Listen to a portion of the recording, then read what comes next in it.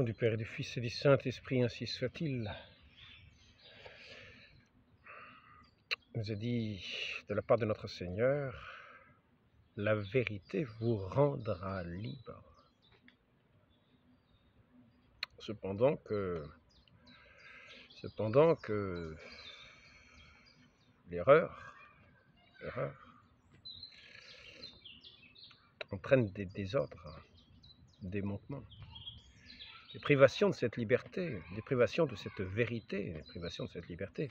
Notre Seigneur est la vérité. C'est donc lui qui est la vraie lumière venant en ce monde pour éclairer tout homme venant en ce monde. Et ainsi rendre l'homme pécheur, les atteintes de ce péché originel, véritablement libre. C'est-à-dire qu'il n'y a plus de lien qui leur retienne pour entrer dans cet amour de son Dieu, dans cette communication avec son Dieu infini, dans ce Dieu d'amour, de bonté. Il n'y a plus d'obstacle à l'amour, plus d'obstacle à la bonté, plus d'obstacle au bonheur, à cette jouissance du bonheur éternel qui sera dans la gloire de notre Dieu. Donc maintenant, le monde est rempli d'erreurs. Le péché nous a fait chuter dans l'ignorance, nous a conduits dans l'ignorance et les erreurs.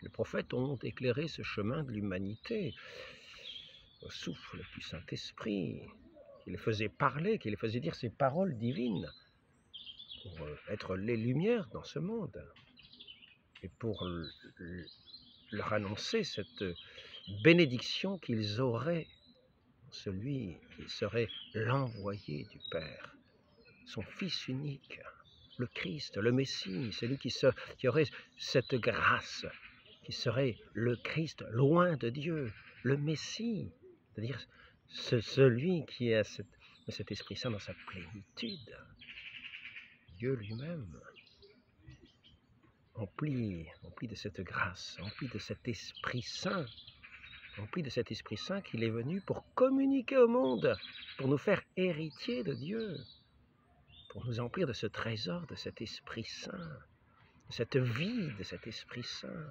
L'Esprit est la vie, la lettre ne sert de rien. Il y a des tas de religions, la lettre ne sert de rien, c'est l'Esprit qui vivifie. L'Esprit qui vivifie. On dit même la lettre tue, même la lettre, pour prendre la lettre de la parole divine, Saint Paul dit la lettre tue. C'est l'Esprit qui vivifie.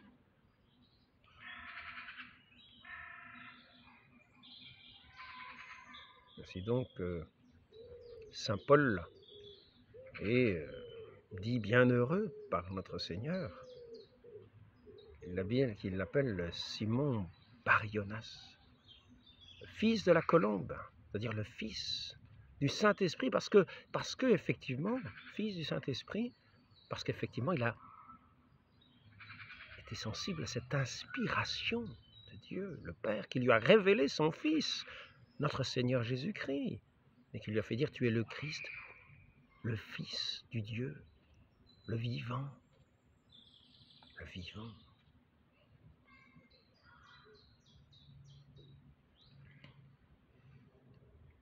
Notre Dieu est la vie. Nous sommes des fils de Dieu lorsque nous sommes dans cette vie de notre Dieu. Nous n'est pas le Dieu des morts. Notre Dieu n'est pas le Dieu des morts. Ainsi, maintenant, je voudrais revenir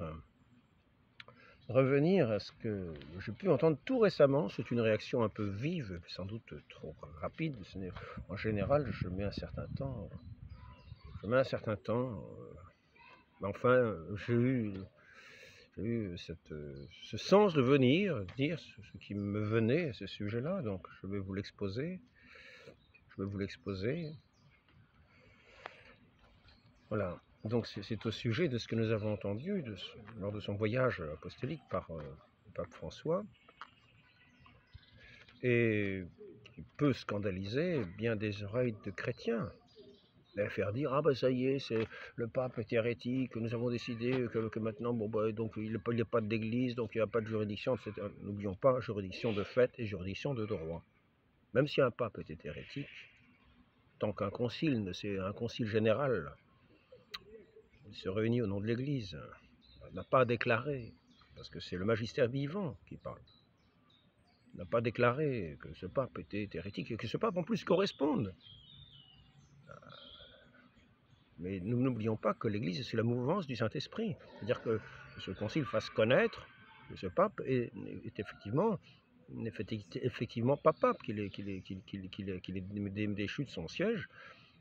Tant que l'Église ne fait pas connaître, tant qu'un concile général ne fait pas connaître à l'Église un pape est tombé dans une hérésie, nous n'avons nulle connaissance. Nous avons des connaissances très, très limitées. Nous ne comprenons pas nécessairement tous les textes dans le sens qu'ils ont. Nous n'arrivons pas nécessairement à capter les subtilités du langage, ni à discerner ce qui est véritablement hérétique de ce qui ne l'est pas. Donc c'est ce magistère vivant qui est là. Et n'oublions pas que dans un concile, un pape qui parlerait ex cathedra dans le concile, ex cathedra, un pape qui déciderait, qui déciderait alors qu'il n'y a que quelques évêques qui sont pour une opinion et que tout l'ensemble des autres évêques seraient contre. Si le pape se met à pencher du côté des quelques évêques, et s'il tranche dans ce sens-là, tout le monde se rallie à cela. Non pas que ça irait contre l'enseignement de l'Église, n'en doutons pas, n'en doutons pas. Nous avons la promesse de notre Seigneur Jésus-Christ que le magistère vivant de l'Église ne chutera pas dans l'hérésie. Donc le Concile Vatican II, il n'y a pas eu d'hérésie dedans, nous pouvons nous fier à ses enseignements. Sinon les portes de la mort auraient prévalu contre l'Église. Or, cela est une promesse que jamais les portes de la mort ne prévaudront contre cette Église. Donc contre ce corps enseignant de l'Église, qui a été établi pour enseigner, ce magistère vivant,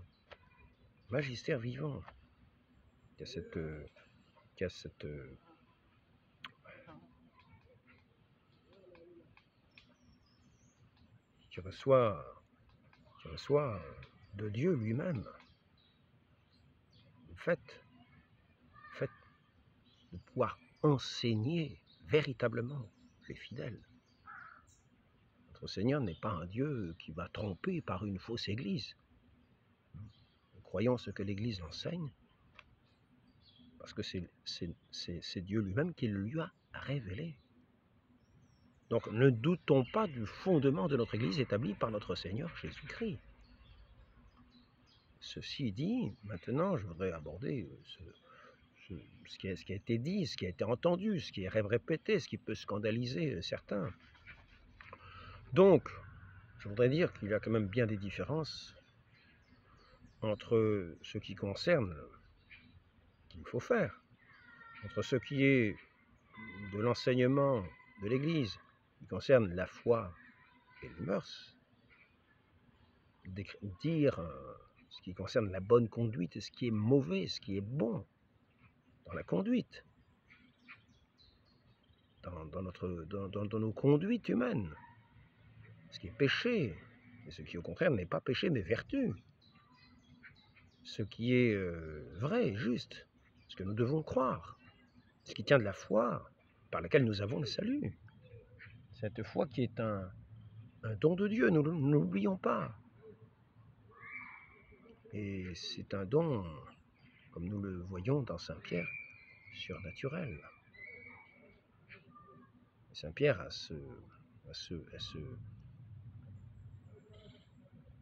cette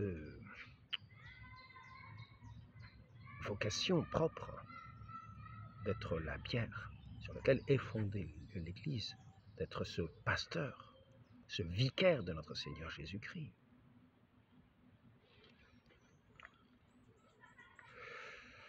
Donc, voici ce que dit le pape François lors de son voyage à l'Extrême-Orient. L'une des choses qui a le plus frappé chez vous, les jeunes, c'est votre capacité de dialogue interreligieux. Et c'est très important parce que si vous commencez à vous disputer en disant « ma religion est plus importante que la tienne », je tiens à dire que dans des discussions, j'ai pas tellement entendu de choses de ce genre. Ma religion est plus importante que la tienne. On peut dire ce que tu dis est vrai, ce que tu dis est faux. C'est souvent ça que j'ai entendu. Quand on entend sur Internet des dialogues, on entend plutôt ce que tu dis est vrai, ce que tu dis est faux. Mais j'ai rarement entendu dire ma religion est plus importante que la tienne, c'est-à-dire mon Dieu serait plus grand que le tien, etc. Ça, j'ai jamais entendu. Hein. J'ai jamais entendu. Donc il faut faire une distinction entre ce qui est de l'enseignement de l'Église. C'est sûr que s'il y a des gens qui disent ça, ça n'a pas de sens. Donc le pape peut très bien dire une chose comme ça, c'est pas rien. Ceux qui diraient ces choses-là, on peut imaginer ce dialogue, mais on n'a pas, je l'ai jamais entendu, mais on peut imaginer ça, ça n'aurait pas de sens, effectivement, effectivement. On ne peut pas dire que ce soit hérétique de penser ça, mais c'est une chose qui n'a pas de sens. Donc vous commencez à vous disputer en disant ma religion est plus importante que la tienne, la mienne est vraie, la tienne n'est pas vraie. Alors il ne s'agit pas de dire, mais d'ailleurs, qu'une religion est vraie ou pas vraie. On peut très bien voir la religion du diable. Hein, la religion du diable est une vraie religion du diable. Hein, avec l'idolâtrie, etc., etc. Oui, il y en a qui en ce moment font justement des religions du diable. Voyons, il y a des espèces de messes noires, des espèces d'églises dédiées à Satan. Nous voyons ça. Donc il ne s'agit pas de dire ma religion est vraie ou pas vraie. Ce sont des vraies religions, mais qui sont dédiées plus ou moins au diable. Cela peut se faire aussi. Donc faisons attention, parce que toute religion est la religion qu'elle est. Elle ne relie pas, elle ne donne pas. Je préciserai ça ensuite, parce que ce sont des textes du Concile. Pour bien comprendre le texte qui a été dit, sans doute oralement, comme ça, par le pape François, lors de ses rencontres avec des gens qui, pour la plupart, peut-être n'étaient même pas chrétiens. Donc s'intéresser peut-être à d'autres personnes, pour les inviter non pas à persécuter les chrétiens, mais plutôt à être un peu plus tolérant, disons. La mienne est vraie, la tienne n'est pas vraie. Cela même, où cela mène-t-il, à votre avis? Quelqu'un répond à la destruction, et le pape continue, c'est ainsi. Toutes les religions sont un chemin vers Dieu. Elles sont, je fais une comparaison, comme des langues différentes, des idiomes différents pour y parvenir. Mais Dieu est Dieu et pour tous, parce que Dieu est Dieu pour tous. Nous sommes tous enfants de Dieu. C'est ici que je vous disais tout à l'heure. C'est ici que c'est un point délicat. On peut dire, en ce sens-là, on peut dire, d'une certaine manière, c'est vrai. D'une certaine manière, c'est vrai. Hein, quand notre Seigneur dit, le soleil, Dieu fait briller son soleil sur les bons et les méchants. C'est-à-dire qu'il donne ses grâces à tous comme un bon père. Dieu agit comme un bon père pour tous. Il donne ses grâces à tous. Il corrige aussi, tous. Il châtie aussi, comme un bon père. Certains n'aiment pas trop entendre cela, mais quand nous écartons de la route, quelquefois nous pouvons avoir des châtiments pour nous ramener, des peines qui nous tombent, on ne sait pas d'où. Ben oui, pour nous corriger, comme un père corrige ses enfants. Il est dit, d'ailleurs, dans l'Écriture, que le père qui ne corrige pas ses enfants ne sera pas un bon père. Donc il y a des manières de corriger. Et notre Seigneur utilise ces manières de corriger aussi ses enfants pour les ramener justement à lui qui est la vie. Alors, il y a plusieurs chemins, chemin de vie, chemin de mort. Il y a deux voies. Le chemin du péché qui est le chemin de la mort et le chemin de la vie. Notre Seigneur nous l'enseigne. Il y a la voie large prise par la multitude et la voie étroite. Peu nombreux sont ceux qui la prennent, dit notre Seigneur. C'est cette voie qui mène au salut, cependant que la voie large mène à la perdition. Notre Seigneur nous le dit, la voie large mène à la perdition. Donc notre Dieu agit pour nous comme un bon père. De là à ce que nous soyons ses enfants, nous sommes tous enfants de Dieu. Dieu agit comme un bon père. Il nous destine à être ses enfants, tous.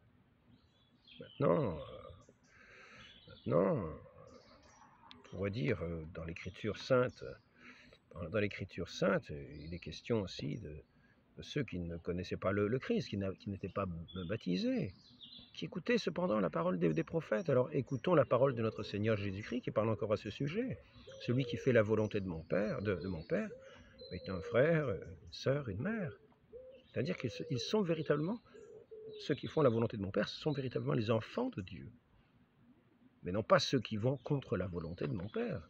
Ceux qui vont contre la volonté de Dieu ne se montrent pas des enfants de Dieu. Ils se font les enfants de ceux qui détournent de la parole de Dieu, qui séduisent pour emmener sur d'autres voies, c'est-à-dire de Satan.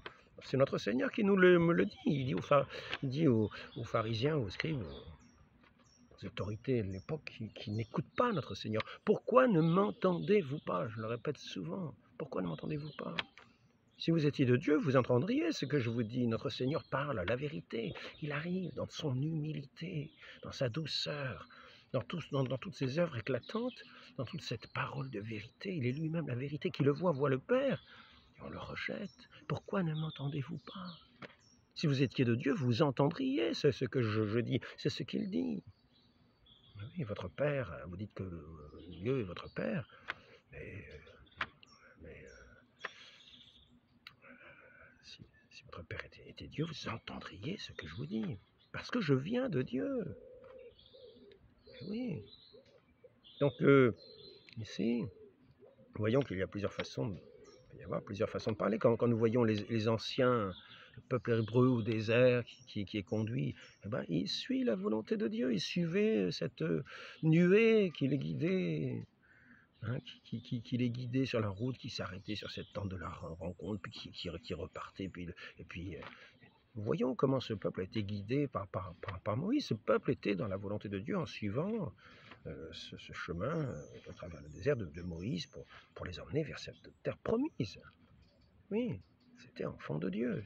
Par contre, les Égyptiens qui persécutaient ce peuple hébreu, qui persécutaient ce peuple de ces enfants de Dieu d'une certaine manière, parce qu'ils faisaient la volonté de leur Père, faisaient la volonté de Dieu. Mais les Égyptiens qui persécutaient les Hébreux, les Égyptiens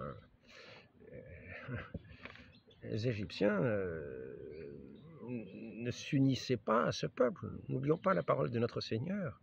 Parce qu'on pourrait dire, oui, ben d'accord, ceux qui persécutent le peuple de Dieu le persécutent par la volonté de Dieu aussi. Ce n'est pas comme ça qu'il faut entendre la chose. Notre Seigneur nous dit, mon Père et moi, nous sommes un, soyez un, comme nous sommes un. C'est la volonté de Dieu que nous soyons un dans son amour, un dans son union, dans l'union au Père céleste, par ce Fils, notre Seigneur Jésus-Christ, qui est ici-bas cette vigne. Le Père est le vigneron. Nous sommes greffés sur cette vigne par le baptême. Et oui, effectivement, tous ceux qui font la volonté de Dieu, qui désirent, au fond du cœur, se joignent et sont guidés par cet Esprit Saint jusqu'à espérons, être greffés véritablement sur cette vigne, être de cette unique Église de notre Dieu, de notre Seigneur. C'est cette unique Église parce qu'il n'y a qu'un seul Dieu, une seule foi, un seul baptême. Et tout ce peuple uni constitue l'Église. Tout ce peuple uni dans cet Esprit Saint constitue ce qui est l'Église, c'est-à-dire cette assemblée. Même si cette assemblée est dispersée par toute la terre, elle est unie à cet Esprit de Dieu, dans cet Esprit de Dieu, dans cette communion des saints, dont le fondement ici-bas, dont le siège, celui qui a l'autorité ici-bas, est le siège de Saint-Pierre, de sa profession de foi, le Christ, du Fils du Dieu vivant. Simon,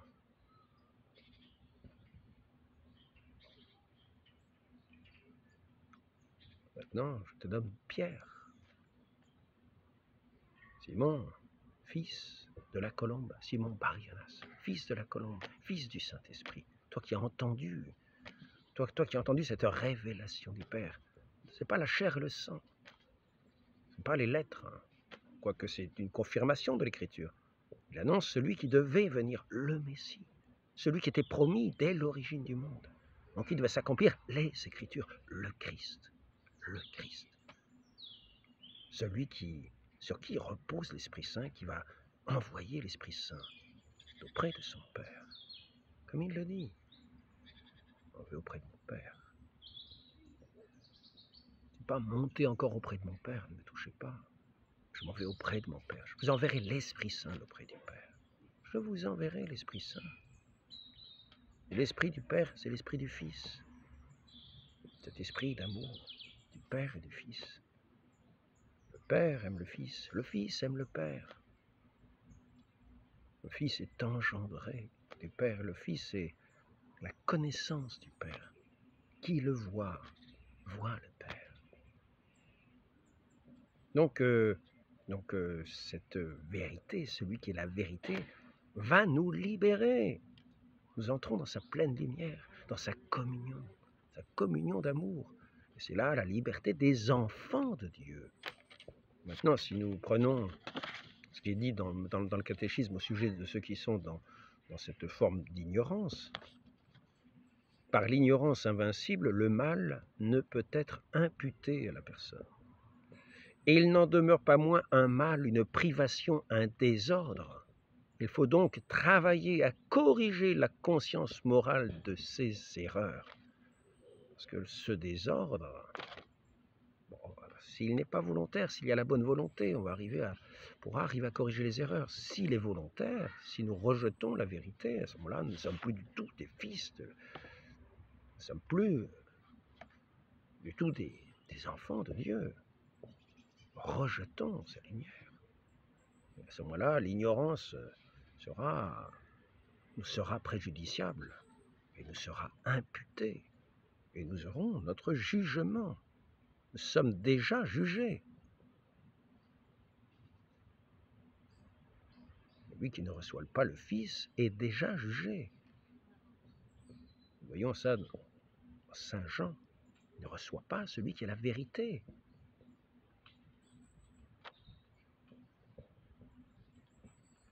Qui a le Fils à la vie. Et celui qui rejette, celui qui n'a pas le Fils n'a pas la vie. Donc, soyons des enfants de Dieu, en devenant vivants, en adhérant à celui qui est la vie, qui nous donne la vie, qui nous donne l'esprit, à l'écoute de sa parole. Donc, la conscience bonne et pure est éclairée par la foi véritable. C'est ici que nous en arrivons. Il ne s'agit pas de dire vous avez une fausse religion ou une vraie religion. Toutes les religions sont des religions. Toutes les religions sont des religions. Même la religion au diable est une religion. C'est la religion au diable et à Satan. Et oui, elle n'est pas moins vraie. Alors là, il ne s'agit pas de Dieu. Il s'agit véritablement, d'une idolâtrie d'une créature auquel on rend un culte. Culte à Satan. Et il y en a qui rendent ce culte à Satan. Donc il ne s'agit pas de dire que leur religion est moins vraie. Hein. Non. Ils rendent véritablement un culte à Satan. Ils se rendent esclaves de Satan. Ils peuvent se taillader, ils peuvent se meurtrir, ils peuvent se mettre en noir, ils peuvent se mettre tout ce qu'ils veulent, faire des crimes, faire les choses les plus abominables. Donc je reviens ici à cette parole de François, du pape François. Toutes les religions sont des chemins vers Dieu. Elles sont, je fais une comparaison comme des langues différentes, des idiomes différents, pour y parvenir. Mais Dieu est Dieu pour tous, parce que Dieu est Dieu. Alors Dieu est Dieu pour tous. Nous sommes tous enfants de Dieu. Nous sommes tous enfants de Dieu dans ce sens que Dieu est un Père, agit en Père pour tous, qu'il attend le retour de tous. Des enfants prodigues, il attend le retour de tous. Il n'ira pas les chercher par le collet, il n'ira pas les chercher avec des menottes. Non. Il attend de nous que nous tournions notre cœur vers lui. Car cette conversion, c'est une conversion à la vie, à l'amour. Dieu est amour. Il faut être à son image, à sa ressemblance, c'est-à-dire d'amour. Cet amour n'est jamais forcé. Nous entendons la parole, ceux qui ont des oreilles pour entendre, qu'ils entendent, ceux qui ont des yeux pour voir, qu'ils voient, et qu'ils se convertissent, qu'ils changent de vie, qu'ils reviennent à ce Messie qui a donné sa vie pour eux, sa vie qu'il donne pour eux. Et encore aujourd'hui, c'est ce Père qui donne son Fils pour eux, tous les jours, sur tous les autels de toutes les saintes messes, ce sacrifice est renouvelé. cet identique sacrifice, ce même sacrifice, cet unique sacrifice de la croix est renouvelé, est réactualisé chaque jour sur tous les autels par les mains des prêtres. Notre Père nous donne sa vie qui est dans son Fils. Et il agit pour tout le monde. Si nous ne nous montrons pas dans les églises pour recevoir ce corps du Christ qui est la vie, c'est que nous avons des oreilles de sourds pour ne pas entendre. C'est que nous rejetons la vraie lumière en ce sens-là. Nous rendons un culte à quelqu'un d'autre. Donc, Dieu agit en Père. Et il veut que nous devenions ses enfants. Pour y parvenir, notre Dieu est Dieu pour tous, puisque Dieu est Dieu. Alors, Dieu est Dieu pour tous. Nous sommes tous enfants de Dieu, mais Dieu est... Mais mon Dieu est plus important que... Mon Dieu est plus important... Voyons. Mais mon Dieu est plus important que le tien. En gros, c'est ça. Que le vôtre. Est-ce vrai? Il n'y a qu'un seul Dieu. Voilà, c'est la question de ce dialogue. Mais mon Dieu est plus important que le tien. J'ai rarement entendu un dialogue de ce genre sur Internet. Mais si jamais ça existait, c'est sûr que ça n'aurait aucun sens. Donc voici ce que répond à ce moment-là François pour cette chose que pour ma part, je n'ai jamais entendue. Mon Dieu est plus important que le tien. Alors il répond, il n'y a qu'un seul Dieu. Et nos religions sont des langues, des chemins vers Dieu. Alors, certains sont sikhs, et là on fait hic, d'autres musulmans, d'autres hindous, d'autres chrétiens. Mais ce sont des chemins différents. Des chemins différents. Nous prenons des chemins différents vers Dieu. Alors, à cela, je rajouterai une chose. Pour ne pas nier ce qui est dit là, je rajouterai une chose. Même les athées sont en chemin. Tant qu'ils sont vivants, même des athées sont en chemin. Ils cherchent peut-être aussi la vérité. Ils pensent qu'il n'y a pas de Dieu, parce qu'ils pensent que c'est ça la vérité. On leur a enseigné ça à l'école, donc ils rejettent toute idée de Dieu, etc. Ils cheminent vers ce qu'ils pensent être la vérité. Ils sont en chemin. Et ils ont peut-être aussi, eux aussi, certains éléments dans leur vie, par exemple la création. S'ils étudient la création, c'est aussi un chemin. S'ils s'ouvrent véritablement à ce sens de la création, peut-être au début ils disent la nature, ils pensent qu'elle est éternelle peut-être, mais si un beau jour ils arrivent à un sens en examinant ce qui tient de la création, qu'ils ont mais soudain un sens que c'est la création, à ce moment-là, voilà, ils arriveront à cette illumination des esprits et des cœurs, parce que la création elle-même, dans sa beauté, dans toute sa magnificence, dans tout son ordre merveilleux, que nous pouvons contempler, eh bien, nous parle de Dieu, du Créateur, de celui qui l'a créé.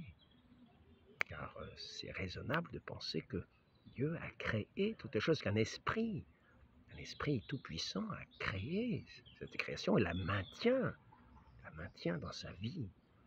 Et non pas, comme je l'ai déjà dit de multiples fois, vous avez un trou noir et d'un coup, touc, un éléphant.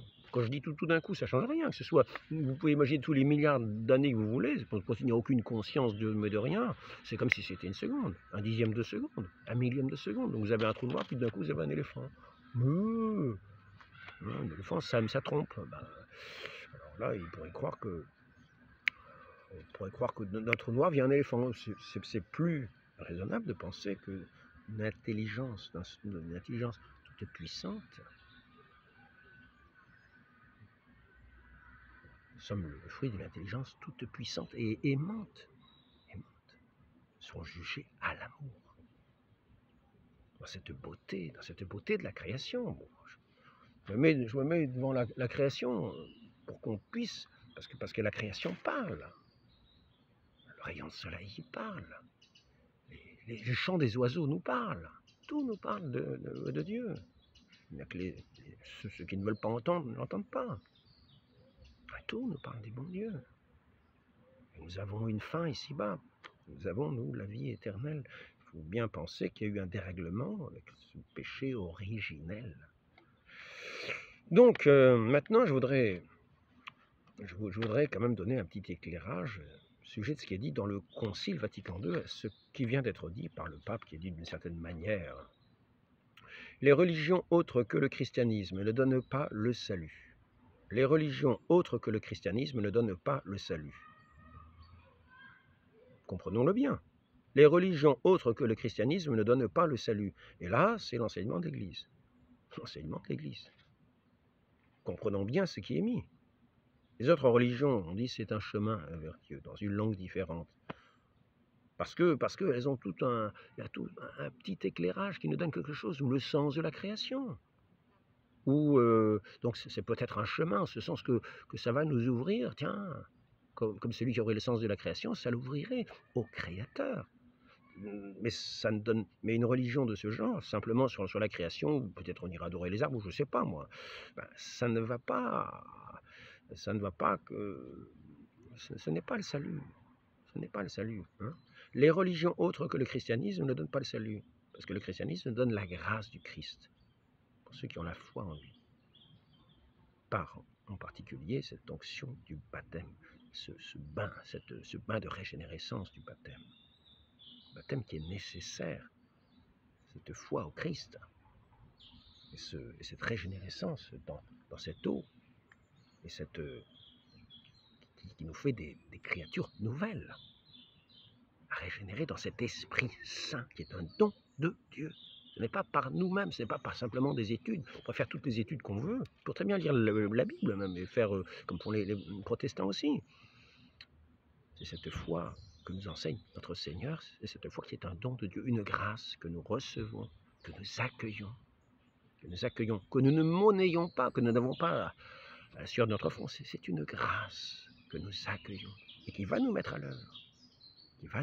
Dans l'œuvre de Dieu. Donc ici, les religions autres que le christianisme ne donnent pas le salut. Ça, c'est le Concile Vatican II. Il est donné par l'union vivante de charité avec Dieu.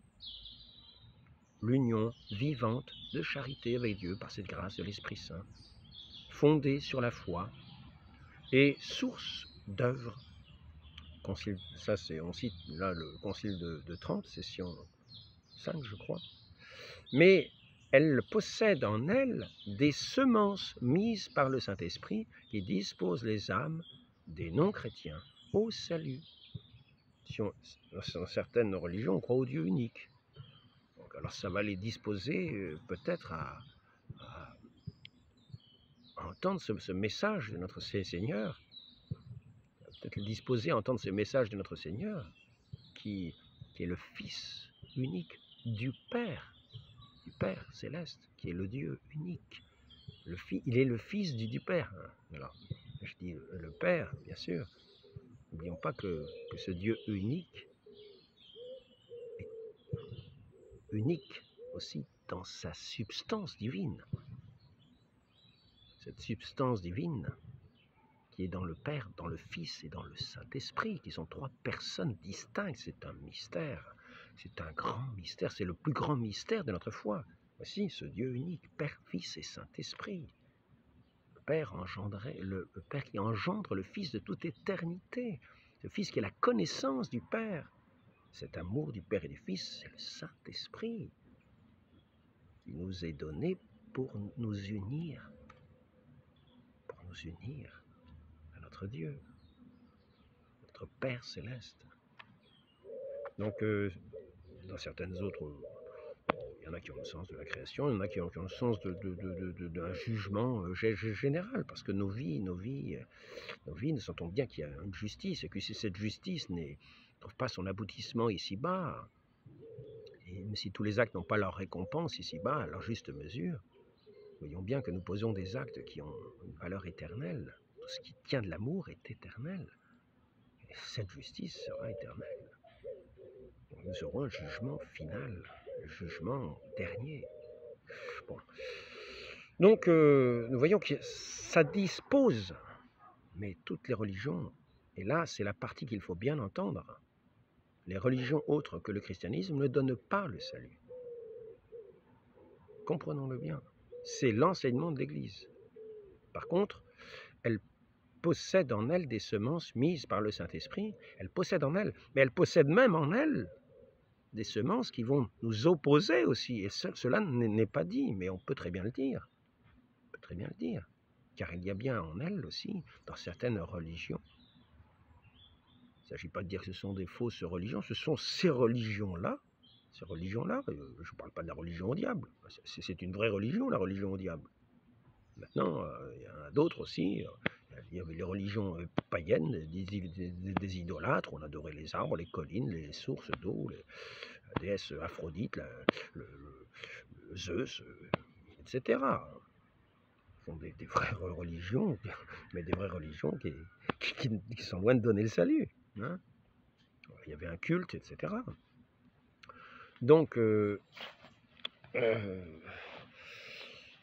salut est une pure grâce de Dieu, ce Dieu qui nous a donné son Fils, en qui est la vie. Voilà. Nous devons le recevoir. Nous devons le recevoir.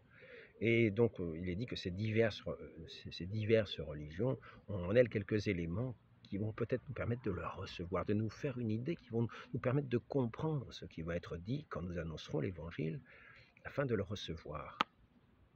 Nous avons un sens de la justice de Christ et la vérité. Tout ce qui contredit la vérité va choquer les oreilles de ceux qui aiment la vérité. Et ainsi, ça va leur permettre, même dans ces diverses religions, d'entendre ce langage de ce Dieu qui parle au cœur, autre que simplement des différentes langues.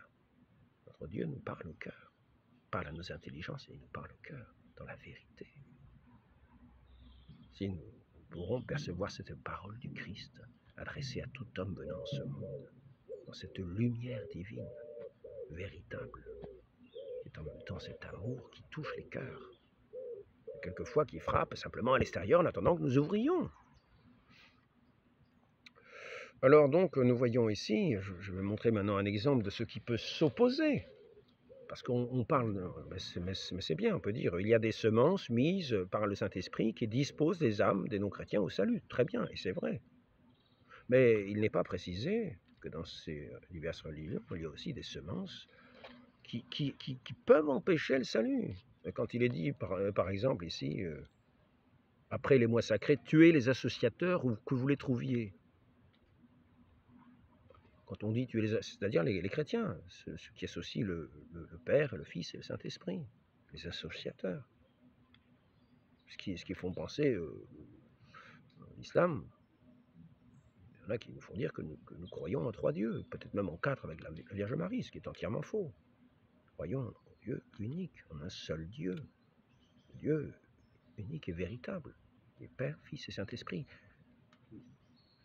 d'une même substance divine, infinie, qui est l'amour même substance divine. Et 3 personnes. Donc ici, certes, ce sont certes des mécréants, ceux qui disent Allah c'est le Messie, le fils de Marie. Ça va être une semence qui va être semée pour nous fermer. Donc c'est vrai qu'il y a dans toutes les religions des semences qui peuvent nous ouvrir à la vérité, mais il y en a qui vont nous fermer à la vérité. Donc il ne s'agit pas de dire que ce qui est dit là est faux. C'est vrai, il y a des semences qui vont nous ouvrir. Mais on peut aussi rajouter, parce que là c'est peut-être un petit peu de la pastorale, et c'est vrai, ce qui est du dogme, c'est que les religions autres que le christianisme ne donnent pas le salut. Nous n'avons pas le salut par ces religions. Par contre, nous pouvons avoir des dispositions. Mais il y a aussi des dispositions inverses. Et là, je vous en dis une. Ce sont certes des mécréants, ceux qui disent Allah, c'est le Messie, le fils de Marie. Qu'ils soient tous crucifiés, alors invités à crucifier les gens parce qu'ils croient en Dieu, parce qu'ils croient au Christ, parce qu'ils sont les disciples du Christ. Je ne sais pas si c'est une semence pour disposer au salut. Ce n'est pas évident. Donc là, nous rejoignons ce désordre qu'il est bon de corriger. Par l'ignorance invincible, le mal ne peut être imputé, sauf que quand il s'agit de crimes et de violences de ce genre, que nous approuvons parce que c'est mis dans une religion. Par l'ignorance invincible, le mal ne peut être imputé, il n'en demeure pas moins un mal, une privation, un désordre. Et nous voyons le désordre dans ce que je viens de dire. Donc il y a des choses dans les religions qui sont comme des semences, qui peuvent nous disposer au salut, mais n'oublions pas de dire aussi, ça je le rajoute, parce que c'est une vérité, nous le voyons bien, on ne peut pas dire le contraire. Dire le contraire, ce serait insensé. Il faut, dès lors, travailler à corriger la conscience morale de ces erreurs. C'est pour ça qu'il faut évangéliser, afin d'ôter toutes les petites pierres qui sont des obstacles. Parce que là, nous atteignons le mensonge. De même façon, quand les protestants, eux, calomnient la Sainte Messe, bafouent le Saint-Sacrement en disant que ce n'est pas le Christ, alors que c'est le corps du Christ qui se rend réellement présent dans la Sainte Messe. Nous avons des tas de miracles eucharistiques. C'est véritablement le Christ qui se rend présent. Sa chair, son sang, son âme, sa divinité, contenus dans le Saint-Sacrement, dans cette hostie sainte consacrée dans les mains du prêtre, que nous allons recevoir comme le pain vivant que le Christ, qui est lui-même, nous donne en se donnant à nous. Des protestants qui mépriseraient un tel don, mais serait mensonger, serait un obstacle à recevoir celui qui s'est fait le pain vivant de nos âmes.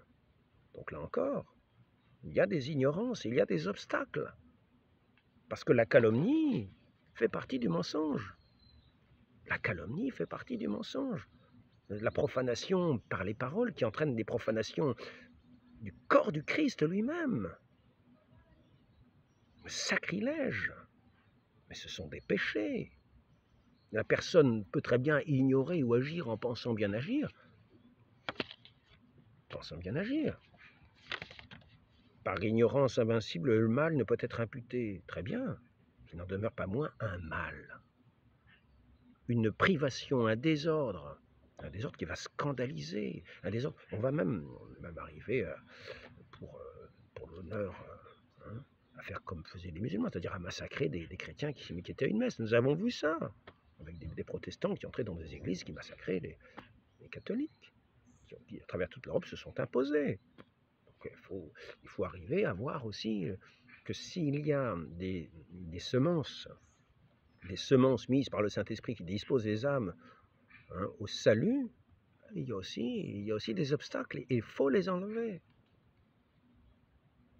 Parce que ces obstacles peuvent nous empêcher justement d'entendre la parole du Père, qui est son Fils, le Père céleste, du Dieu unique, d'entendre sa parole qui est son Fils unique, par laquelle nous entrons dans cette relation à notre Père et nous recevons sa vie, la vie qui est dans le Fils, qui a le Fils à la vie. C'est donné pour nous en nourriture, le pain vivant de nos âmes. Combien ont été guéris, même corporellement, devant le Saint-Sacrement, c'est-à-dire notre Seigneur présent dans cette humble hostie. Maintenant, nul n'entrera dans la vision béatifique. Alors ça, le précédent, c'était Lumen Gentium, numéro 16. Important de le savoir. Il dit, les religions autres que le christianisme ne donnent pas le salut. Par contre, il y a des semences, etc., qui peuvent nous permettre. Et là, je rajoute, sans contredire, je ne contredis pas, je rajoute qu'il y a aussi des semences qui empêchent. Et ce n'est pas faux. Nul n'entrera dans la... Donc je ne contredis pas l'enseignement de l'Église. Simplement, je rajoute qu'il y a aussi des semences qui empêchent. Nul n'entrera dans la vision béatifique qui empêche et qui emmène des crimes et des violences. Quand ici vous voyez qu'ils soient tous crucifiés, que soient coupées leurs mains, leurs jambes opposées, qu'ils soient expulsés du pays.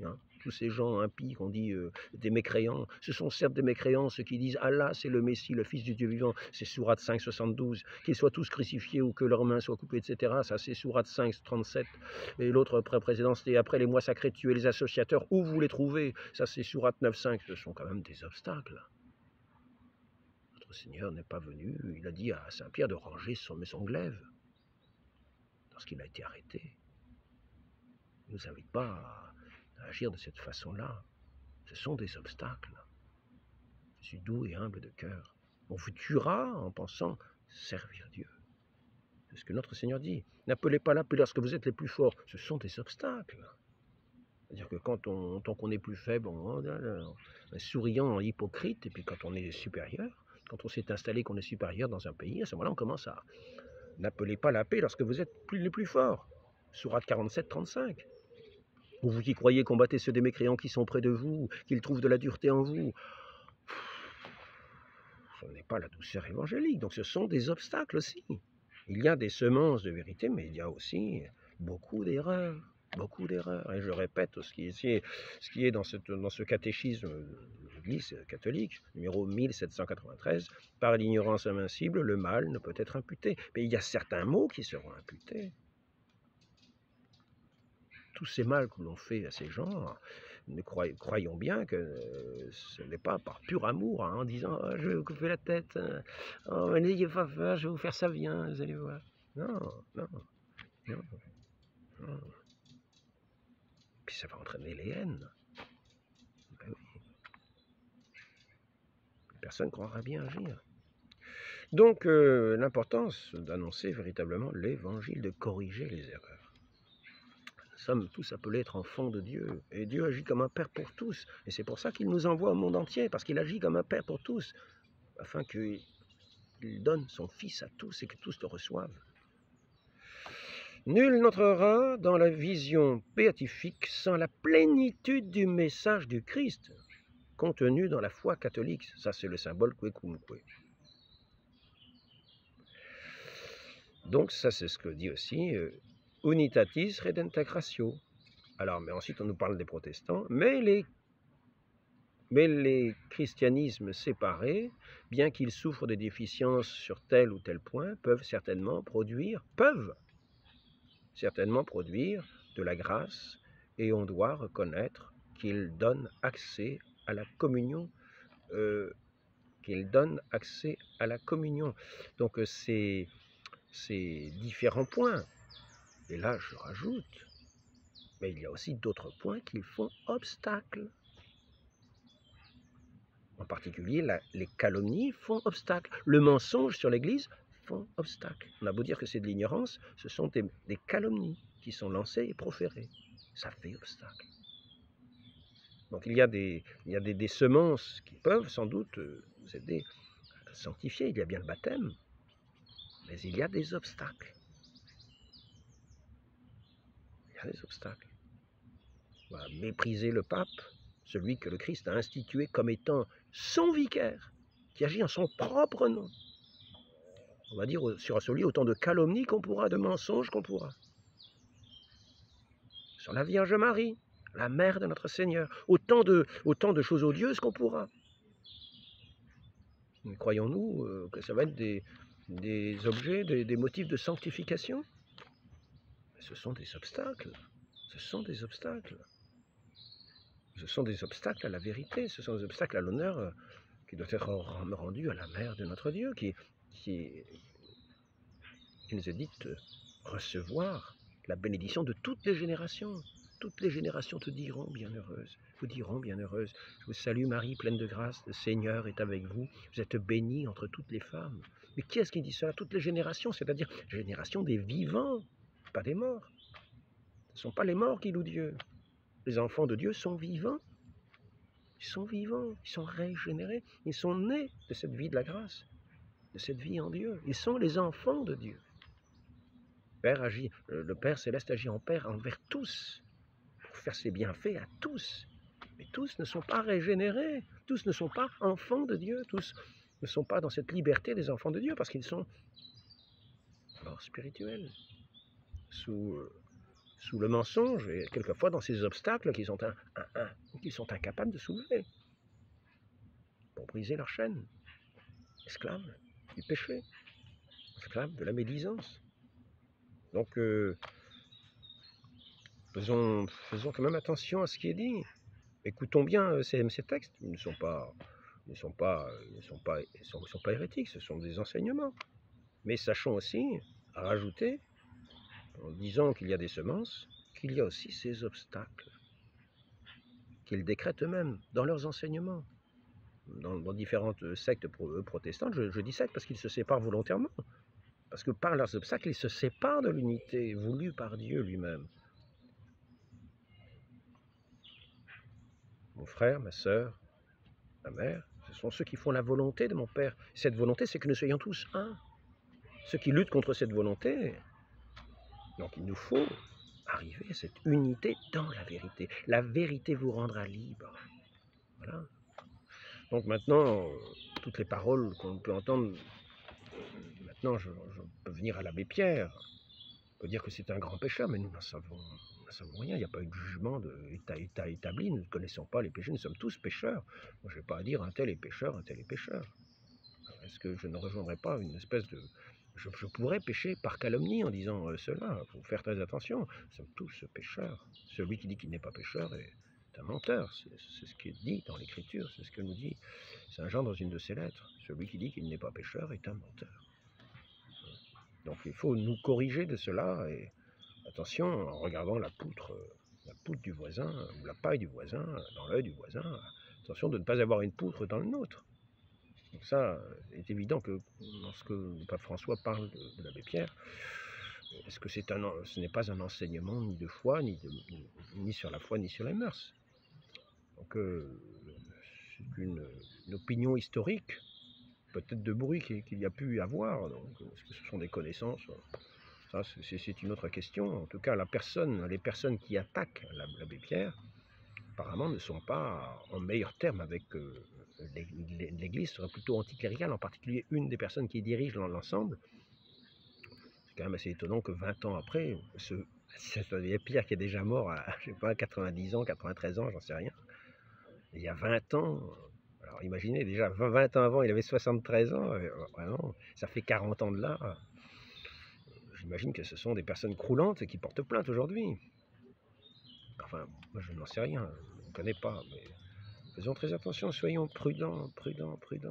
Nous sommes pécheurs, regardons plutôt ce que nous dit notre Seigneur, regardons plutôt nos péchés à nous avant de considérer ceux des autres et demandons pardon.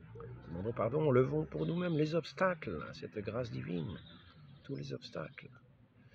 Voilà, c'était un petit entretien que je voulais avoir, donc parmi les commandements qui nous sont faits, je crois bien que je dois avoir l'observation. C'est où les commandements? Je vais peut-être les trouver dans le catéchisme de Saint-Vincent. Faux témoignage ne dira ni mentira aucunement. Bon, quand les protestants témoignent faussement contre le Saint-Sacrement, le Saint-Sacrifice de la messe, c'est un faux témoignage. Tu ne mentiras aucunement, c'est le 8e commandement. Donc en agissant contre le 8e commandement, on met un obstacle. Parce que nous sommes des menteurs invétérés, qui ne nous corrigeons pas, qui nous enfonçons toujours dans ce mensonge, en faisant toujours cette calomnie, et ces profanations possibles, et cette sacrilège, mais en tout cas cette calomnie, ce mensonge. On a beau penser que c'est vrai, sachons bien qu'il peut y avoir de la présomption et de l'orgueil à dire cela injustement. Pourquoi tombons-nous si souvent dans cette calomnie? C'est un obstacle, car c'est notre Seigneur lui-même que nous calomnions, qui se rend présent au Saint-Sacrifice de la messe, pour notre salut, pour se faire notre pain vivant et véritable.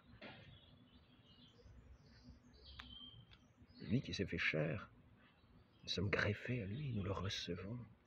Nous recevons notre Dieu dans sa sainte communion, de la manière dont il veut être reçu des mains des prêtres. C'est notre Père Céleste qui nous en fait ce don de son Fils, qui s'est livré sur la croix pour nous, dans ce sacrifice auquel nous nous joignons, nous nous unissons pour être d'autres Christ, unis à cette tête, à la tête de ce corps de l'Église. De tous les enfants dispersés, unis dans cet Esprit Saint, envoyé auprès du Père par le Christ lui-même. Il nous faut mourir à nous-mêmes, enlever tous les obstacles, être plongé dans cette eau sainte du baptême, mourir à tout péché, être sanctifié par la grâce du Saint-Esprit de Dieu, pour être unis à ce Père Céleste, m'étant greffé à son Fils, qui est la vigne, qui porte du fruit.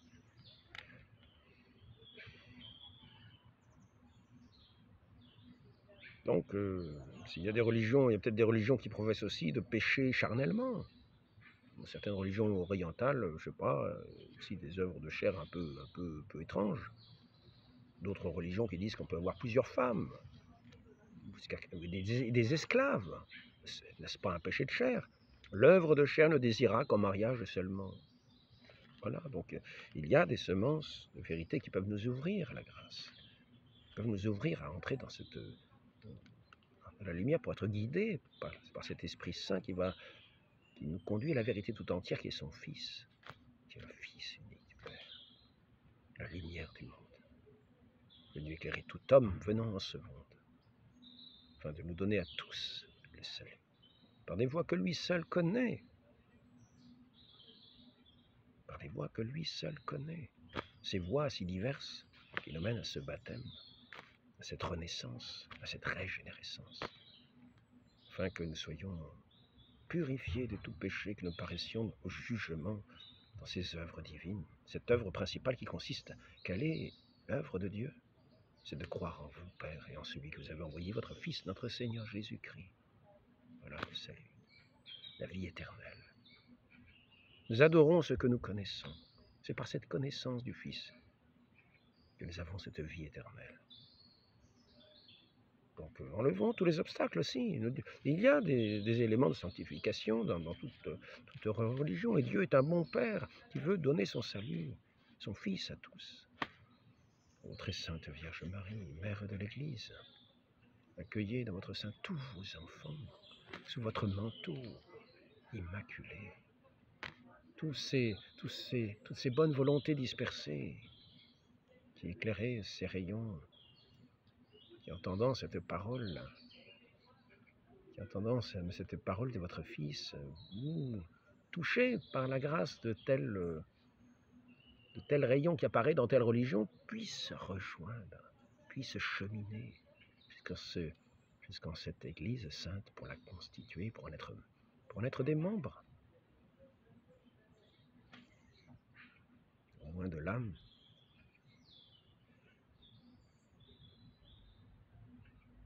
Mais vous êtes tout-puissant pour nous conduire tous.